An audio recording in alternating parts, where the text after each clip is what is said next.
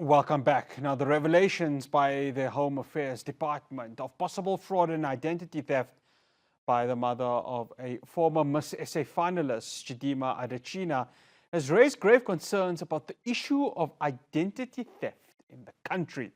The department indicated that preliminary investigations into her citizenship revealed that her mother may have committed fraud and identity theft. Now, the question is, many of us as South African citizens are asking, could this happen to me?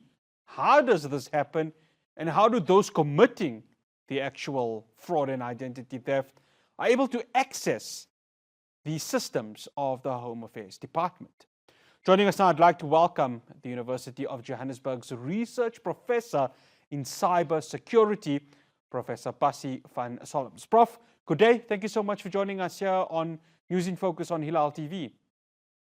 Thank you very much for the invitation, and I want to congratulate you on tabling an issue which is really affecting every South African in South Africa and all over the world, but it's very, very important for South Africa. So let's see what we can unpack. No, definitely. Thank you for joining us, Prof. Right, you're a citizen. You've, of course, gotten an ID by the virtue of the fact that you are born and bred in this country.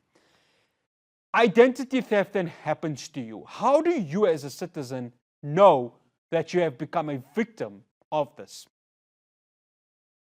Well, if we talk about identity theft, then there are, of course, different ways of defining identity theft. Identity theft can be done by physically submitting a paper document in a process. But that's not the big problem at the moment. What's actually causing problems for many South Africans is electronic identity theft. In other words, where your electronic identity is stolen, and we can talk about that a little bit later, and that identity is then used to do a lot of things, to open new accounts, and that will be on your name, and the debits on that account will be for your cost, because it is you in principle that opened the account. So that's one of the major problems, is that if that identity is used, the electronic identity is stolen and misused for creating accounts, it may impact your credit rating, and you may not know it immediately. That is one of the big problems. You may only find out next month or the next year when you want to apply for a loan or something, and then they'll say, no, but you've got this very big outstanding amount on 10 different accounts, and then it hits you like a ton of bricks. So yes, it's not something like when your phone is stolen, you immediately know my phone is stolen. Now, a stolen phone may be part of an identity theft process, but the identity theft itself, in terms of misusing your identity to create false and fake accounts, that may only result later on. And that's why it's so important for South African citizens to ensure that from time to time you do contact a credit bureau to find out what is my rating, because that's the one place where you can find out whether you had a loss or whether your ID had been stolen.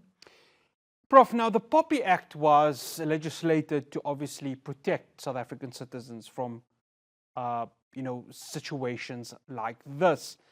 Of course, it's a piece of paper, and the victims of identity theft would look at the POPI Act and say, well, really, there's not much that can be done to protect citizens. What more strength does there need to be for this act to protect the citizens in cases like this? Because the victims really are looking at this, whether it is the victim of the mother who had, on prima facie case, committed the fraud, or other citizens who had suffered identity theft. Talk to us about the POPI Act and how much more teeth does it need for it to be more stronger, especially at a time like this? Yeah, I think the reality is that as far as the POPI Act is concerned, It does not provide any protection for me and you and the ordinary man in the street. The POPI Act goes for the company to which you have entrusted your private and personal information. When that company is hacked and your data is stolen from the databases of that company and it's misused, then the POPI Act kicks in and it can then fine the company and do a lot of things for the company. But eventually, me and you has got no handle at all on the POPI Act. Doesn't even know about us. It knows about our personal data entrusted to a company, and the company is the guilty party, and you will suffer it. So the POPI Act do not protect you. It can maybe allow you to put in a claim a year afterwards against the company, but as the act itself, it doesn't protect you at all. Prof, now, the Home Affairs Department is one of those fragile departments in terms of protecting, personal data. And of course, an ID book or, stuff like driver's license or anything that is very fragile from a Data and Information Act needs to be protected. Now, Home Affairs would say we need a budget in order to go ahead and protect this personal data.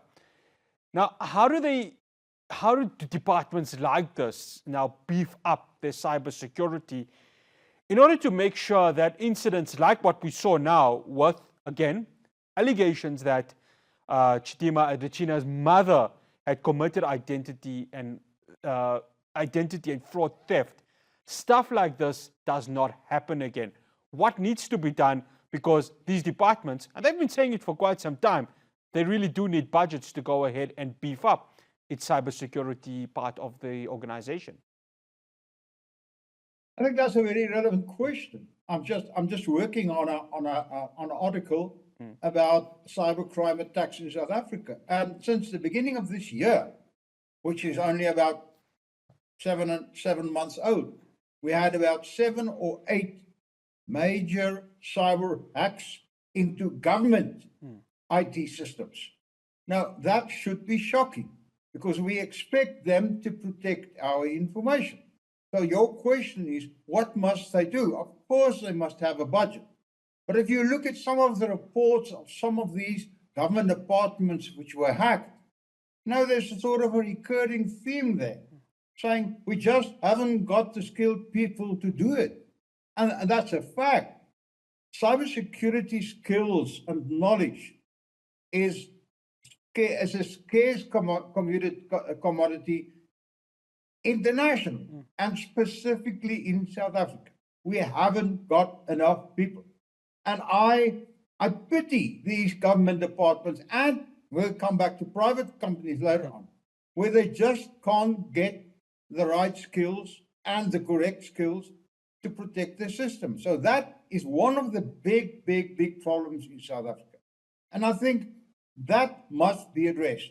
And I think, unfortunately, the government still thinks that we can address that problem by creating more skills and knowledge and expertise in cybersecurity, by having more PhD degrees and more master's degrees and more bachelor's degrees awarded. That's nonsense. That takes years. We have to fast track the producing of cybersecurity experts. Actually, at every government department, at every hospital, as far as I'm concerned, at every provincial department where computers are used, there must be somebody with even a basic level of cyber expertise which understands how a cyber attack can happen and helps and teaches and prepares the users to prepare themselves. So yes, to come back to your point, if we don't get more, and it's a government which does not have the political will, with all due respect, to have a totally new look at how we produce cybersecurity skills in this country, then it's just going to get worse, as far as I'm concerned.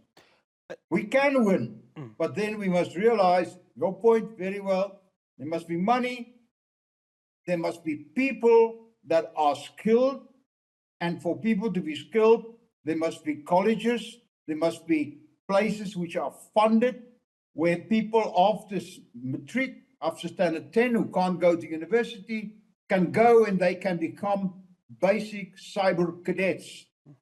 And I've been in this field for more than 50 years. If you give me a good cyber, a good matriculant with a little bit of knowledge, I can give him courses, or there are courses available to make him a cyber cadet in 6 months. So he can go out and he can go and help the Department of Internal Affairs and say, fine, do you have this in place? Is this there? And if we fast track that process, we can scale up these people. But you're quite right. We haven't got enough skills. And before we got enough skills, we're not going to win the battle. Prof, we are running out of time. I have to put in this question, and you mentioned, of course, digital. I mean, you said you've been there for over 5 decades. You've seen the time of analog and that shift into digital. Is it as simple as switching everything to digital at this moment to try and prevent this from happening? But, Prof, even if we do switch it to digital, is there the required skill sets? Is South Africa prepared for that right now? Well, firstly, you'll never solve the cybersecurity problem, the cybercrime problem, by technical solutions alone. Forget it. Cybersecurity protection has got a very, very, very big human component, and it will always have that. We will never be able to do everything by technology. And we've seen it, that the big Microsoft problem with 8 million computers about a month or 2 ago, which failed, wasn't really a technical problem. It was a human problem who just followed the wrong procedure, and it killed 8 million computers all over the world. So that's another issue. We must understand that these cyber cadets, that if we prepare them, they must understand, they must have a human dimension to cybersecurity awareness skills and a technical dimension. But do not think we're going to solve it with technology alone. It will never work. Prof, thank you so much for joining us here on News in Focus on Hilaal TV. Much appreciated. Thank you very much to all your listeners and viewers.